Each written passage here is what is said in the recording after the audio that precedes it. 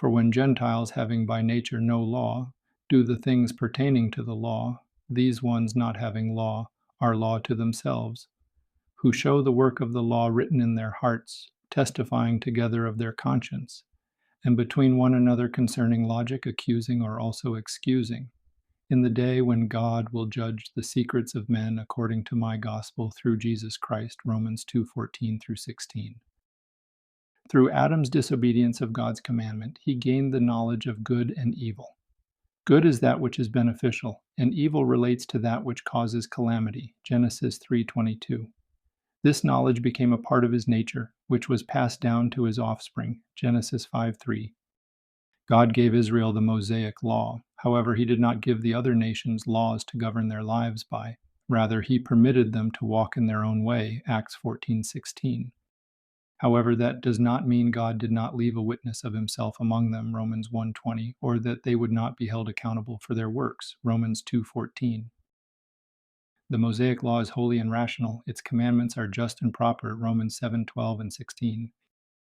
Therefore, those who by nature do not have a law, yet do the things of the law, display within themselves the knowledge of good and evil. By this knowledge they will also perish. For knowing to do good, they choose to walk in the way of evil. Genesis 6:5.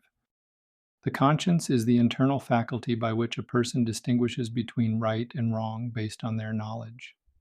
Romans 2:15 describes the function of the conscience. It accuses or excuses a person's thoughts and actions based on intuitive knowledge. The conscience does not derive from or rely upon Mosaic law. It is the manifestation of the knowledge of good and evil within human nature. The conscience is neither good nor evil by nature. It is the ability to discern what is beneficial from what is wrong. The conscience does not rely upon law. Those who have no law will by nature do the things of the law, showing these to be a law unto themselves. Since the conscience is neutral by nature, it is influenced by the knowledge a person possesses. Idolatry and adherence to the basic principles of the world system negatively influence the conscience. The sin nature of man manipulates the conscience to permit the malignantly evil desires it seeks to produce. Man's heart is evil from his youth. Genesis 8:21.